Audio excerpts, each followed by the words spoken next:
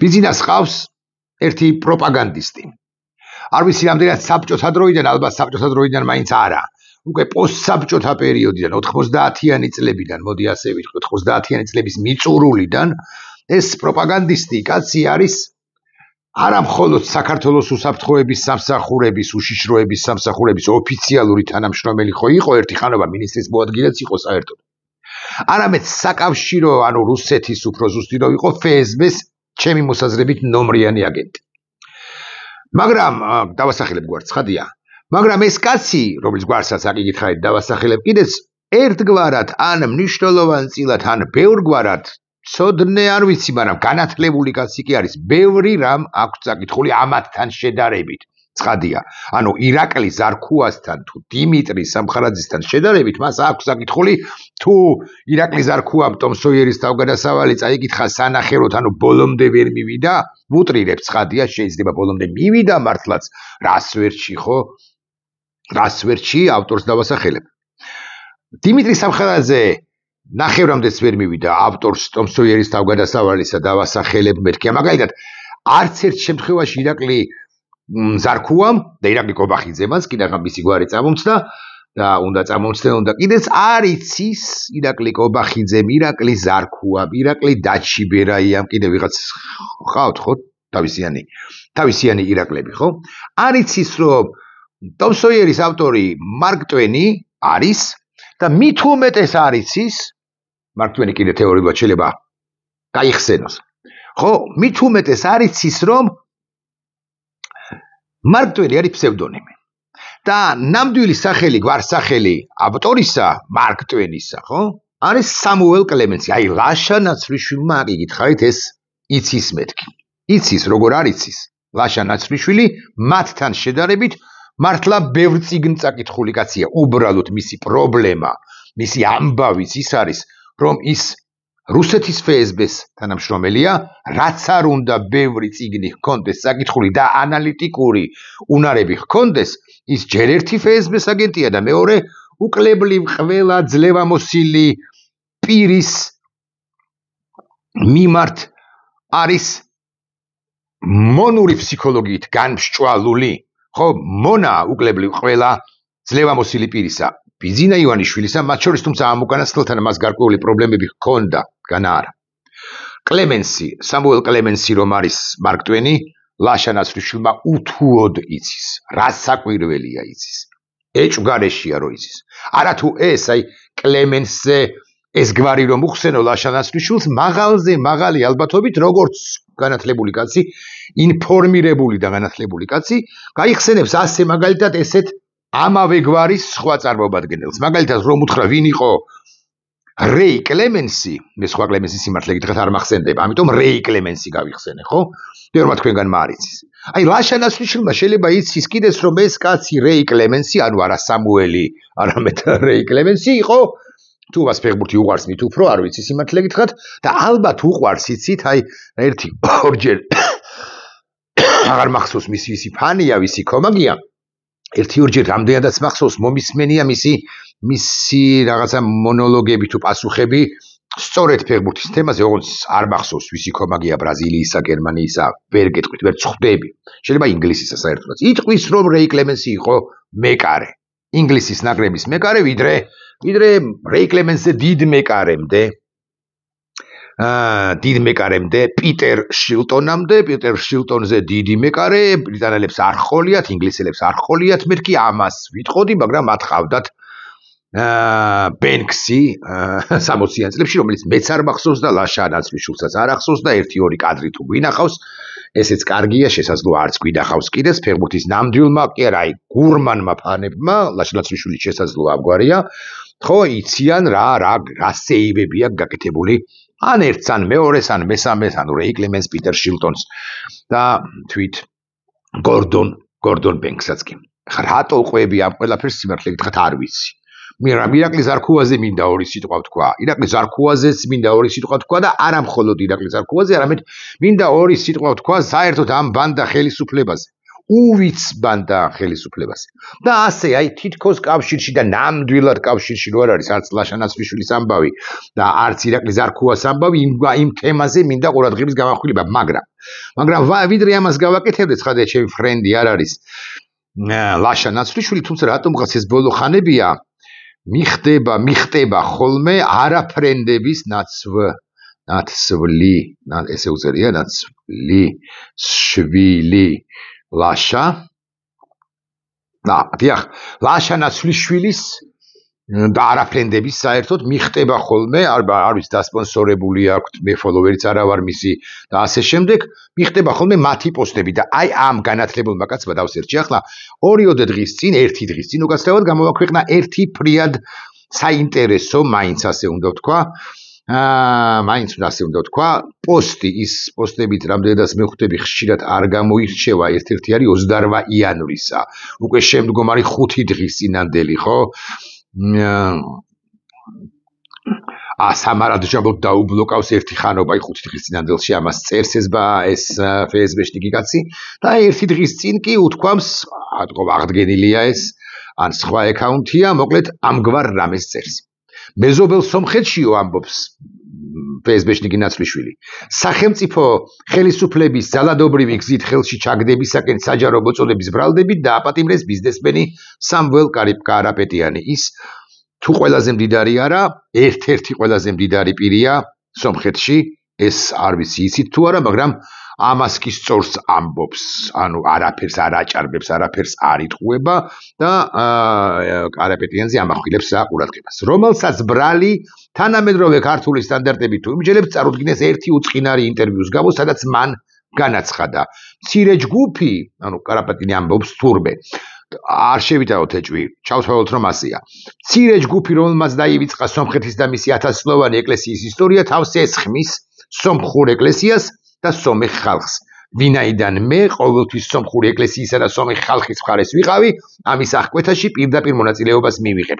თუ პოლიტიკოსები ჩავარდებიან, მაშინ ჩვენი გზით მივიღებთ მონაწილეობას ამ ყველაფერში. და მერე უკვე ეს არის ციტატა, მერე უკვე ეს ფსბ-შნიკი, განათლებული ფსბ-შნიკი, ნაცვლიშვილი ფსბ-შნიკი ამბობს, კარაპეტიანის დაჭერისთანავე კაია კალასი ეწვია ფაშინიანს და ჯილდოდ ვიზა ლიბერალიზაციის სამოქმედო გეგმა გადასცა და აი ტყუილი. კარაპეტიანის დაჭერისთანავე კი არ ეწვია. ეს ვიზიტი კაია კალასისა იყო დაგეგმილი დაახლოებით 2.5 თვით ადრე, უბრალოდ დაემთხვა და დროში დაემთხვა კარაპეტიანთან კავშირში არ არის ევროკავშირის ერთ-ერთი ლიდერის ჩასვლა ერევანში და ჯილდოდ იმიტომ კი არ გადასცა, უბრალოდ იმიტომ კი არ ეუბნებიან სომხეთს, რომ ვიზა ლიბერალიზაციის სამოქმედო გეგმას მოგცემთ, რომ კარაპეტიანი დაიჭირა. არამედ იმიტომ, მაგრამ პროპაგანდისტი ამას არ გეტყვით, არამედ იმიტომ ეუბნებიან, რომ სომხეთი რეფორმების გზას ადგას, რეფორმებს ატარებს, გამოვა მაღალი ალბათობით ოდკბ-დან და SNG-დან, გარკვეული პერიოდის შემდეგ მოლდოვასი არ იყოს და დაადგება ევროკავშირისკენ ინტეგრაციის გზას ეს ბარემ რო ვთქვათ. მოკლედ, იმედია ანალოგიური ბრალდებით ხაბეს დაჭერა უკაცრავად, კარაპეტიანის დაჭერისთანავე კაია კალასი ეწვია ფაშინიანს და ჯილდოდ ვიზა ლიბერალიზაციის სამოქმედო გეგმა გადასცა. არ არის კარაპეტიანთან კავშირში, კვლავ ვიმეორებ, მაგრამ ფსბ-სგან მართულებს აუცილებლად სჭირდებათ სწორედ ასე წარმოჩენა, რომ თითქოს კარაპეტიანის დაჭერის ჯილდო, დაჭერის სანაცვლოდ აძლევენ სომხეთს, რომელიც რეფორმების გზაზეა ვიზა ლიბერალიზაციის სამოქმედო გეგმას. იმედია ანალოგიური ბრალდებით ხაბეს დაჭერა მაინც გამოაფხიზლებსო, ამბობს ფსბ-შნიკი ლაშა ნაცვლიშვილი ევრობიუროკრატებს და შეწყვეტენ უვიზო რეჟიმის გაუქმებაზე უსაგნო მუქარას, ეგენი ხომ ორმაგ სტანდარტს ვერ იტანენო ცოტა. ირონია პოსტსკრიპტუმი. ცნობისათვის საქართველოს სისხლის სამართლის კოდექსის 317 მუხლის თანახმად 3 წლამდე პატიმრობით ისჯება საქვეყნოთ მოწოდება სახელმწიფო ხელისუფლების დამხობისაკენ, ან და ასეთი მოწოდების შემცველი მასალის გავრცელება. ამას ამბობს ხსენებულ ხაბეიშვილზე არის ჩემი ეს ვიდეო ბლოგი, უბრალოდ იქ ვახსენე უვიცი ზარქუა, იქ ვახსენე დიმიტრი სამხარაძე უვიცი, რომელმაც სამუელ კლემენსი კი არა, ტომ სოიერი ვინ დაწერა, ფსევდონიმი რა არის სამუელ კლემენსისა, მარკ ტვენი, ესეც კი არიციან, ხო? ანუ არიცია რომ მარკ ტვენია ავტორი და სანახევროდ აქვს საკითხული ერთსაც და მეორესაც ლაშა ნაცვლიშვილისაგან განსხვავებით და ლაშა ნაცვლიშვილები უფრო საშიშები არიან თორე ირაკლი ზარქუა შარშანწინდელი თოვლივით გაქრება მე ეჭვი მაქვს კი არა ფიქრი წამწდენია რომ ლაშა ნაცვლიშვილი ემან და ახალმა ხელისუფლებამაც კი რამდენადაც ლაშა ნაცვლიშვილს აქვს მიტენვის უნიკალური უნარი და ფსბ-ს მართულია იმანაც არ მიიტენოს იმიტომ რომ ლაშა ნაცვლიშვილები და არა მხოლოდ გადმოალაგებენ საჭიროების შემთხვევაში და ისე დაუძვრებიან ბიძინა ივანიშვილს როგორც არაერთს დასძრომიან მაგრამ ამაზეც არ ვაბახვირებ ყურადღებას არც ზარქუაზე არც დიმიტრი სამხარაძეზე არც უვიცებზე უბრალოდ ლაშა ნაცვლიშვილის ეს პოსტი მჭირდებოდა იმისთვის რომ მე სწორედაც რომ ხაბეიშვილზე ველაპარაკა მაგრამ ჯერ ისევ ბოლო წინადადება წავიკითხოთ ამ პოსტისა ცნობისათვის საქართველოს სისხლის სამართლის კოდექსის 317 ბოდიში გამექცა 317 მუხლის თანახმად 3 წლამდე პატიმრობით ისჯება საქვეყნოდ მოწოდება სახელმწიფო ხელისუფლების დამხობისაკენ ან და ასეთი მოწოდების შემცველი მასალის გავრცელება ახლა ჩავხედოთ იურისტ ოდესღაც იუსტიციის მინისტრის მოადგილე ანუ თეა წულუკიანის პირობებში სანდრო ბარამიძის საჯარო პოსტს და წავიკითხოთ შემდეგი დანაშაულია კანონიერი ბრძანების შესრულებისათვის ჯილდოს დააპირება ხაბეიშვილს სხვა კი არაფერი წარმოუდგინეს ჯილდოს პირდებოდა ის გედედეს და პოლიციის თანამშრომლებს ხო და ბატონი სანდრო გაცილებით კვალიფიციური პირი და გაცილებით მცოდნე პირი და განათლებული პირი და მედასავლეთე პირი და პირი რომელმაც იცის ანი და ბანი და თეა წულუკიანმა ყველაზე კარგად იცის რომ სანდრო ბარამიძე ძალიან კვალიფიციური იურისტია ლაშა ნაცვლიშვილი კი პროპაგანდისტი და ფსბ-ს აგენტი როა თეამაც იცის ეს წულუკიანმა ოღონდ თავადაც ფსბ-ს აგენტია სანდრო ბარამიძე წერს დანაშაულია კანონიერი ბრძანების შეუსრულებლობისათვის ჯილდოს დაპირება დანაშაული არ არის უკანონო ბრძანების შესრულებისათვის ჯილდოს დაპირება უკანონო ბრძანების შეუსრულებლობა ისედაც არის მოხელის მოვალეობა შეუსრულებლობა კვლავ ვიმეორებ მოხელე ვალდებულია რომ უკანონო თუ არის ბრძანება და თავისი სინდისის მიხედვით მათ შორის კანონის გარდა უნდა განსაზღვროს რა არის კანონიერი ბრძანება და რა არის უკანონო მან არ უნდა შეასრულოს ბრძანება მაგალითად მინისტრი გელაძე როდესაც ვინმეს დაავალებს რომ მოკალიო პირდაპირ მნიშვნელობით მოკალი ეს პირი ის პირი კონკრეტულად ან ისე იძალადე რომ სიკვდილით შეიძლება დადგესო ეს იქნება თავისთავად ცხადია არა ბრძანება არამედ უკანონო ბრძანება ლაშა ნაცვლიშვილმაც იცის ეს თუ მთლად გულახდილები ვიქნებით ოღონდ ლაშა ნაცვლიშვილს ხო ერთლარიან მაღაზიებში 5 ლარიანი თუ 7 ლარიანი ერთი ჟელატინის მსგავსი სითხე აქვს ნაყიდი და მიტენილია ქართულ ოცნებასთან ჰოდა უკანონო ბრძანების შეუსრულებლობა ისედაც არის მოხელის მოვალეობა ამიტომ უკანონო ბრძანების შეუსრულებლობისათვის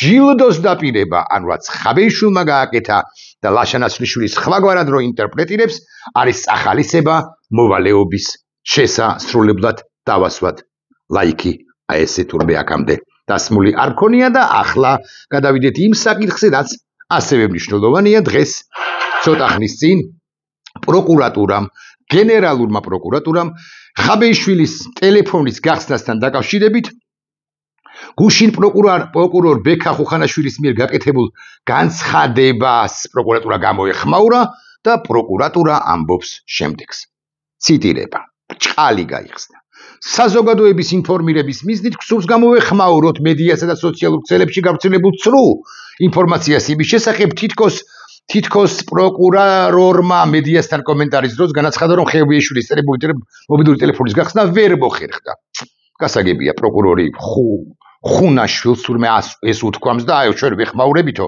განა არაო ლაშა ნაცვლიშვილს მაინც ინსტრუქტაჟი ამ ლაშა ნაცვლიშვილმა ფსბ-შნიკმა მაინც გააუწიოს ხოლმე ხუნაშვილს თუ ზოგადად გენერალურ პროკურატურას გაცილებით როგორც ნიჭიერი კაცი განათლებული კაცი შეფუთავს აი ამ აბდაუბდას რასაც წერთ ხოლმე ხაზგასმით გვინდა აღვნიშნოთ რომ პროკურორმა მედიისთვის მიცემულ კომენტარში განმარტა რომ ლევან ხაბეიშვილის მობილური ტელეფონის დათვალიერება ჯერ არ მომხდარა ისე თქვენ რა გითხარით ეს არ უთქვამს ხუნაშვილს რადგან ექსპერტიზაც კი არ არის ამ ეტაპზე დანიშნული და იქვე განმარტა პროცედურა და ტექნიკური დეტალები, რომ ზოგადად iPhone ის მოდელის ტელეფონები რიგ შემთხვევაში შესაძლოა გაიხსნას, შესაძლოა ვერც ვერ ხსნიან.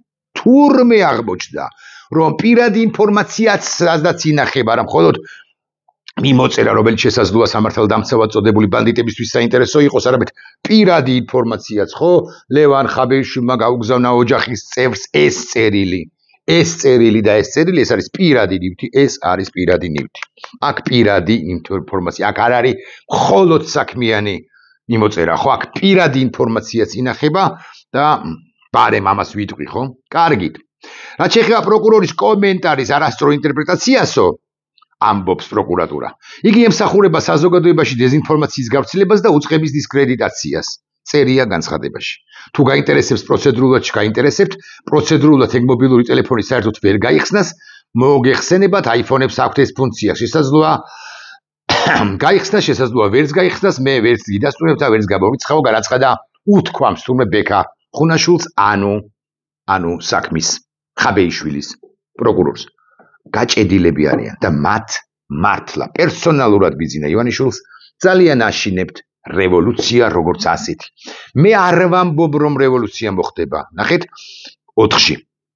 არ ვარ მე მაინც და მაინც იმ აზრის მომხრე რომ სწორედ 4-ში დაიწყება და 4-ში დამთავრდება. მე მიმაჩნია რომ თუ საჭიროა უნდა გამოვიდეთ 5-ში, საჭირო არის 6-ში, 7-ში, რა ვიცი, ახალი ხელისუფლება რომ მოვა, მაშინაც უნდა გამოვიდეთ, თუ ის ახალი ხელისუფლება იქნება ცუდი და იმას არ გააკეთებს, რაც გასაკეთებელია და რაც ნორმალური პატრიოტი, თავისუფლების მოყვარე ადამიანების შეკვეთაა.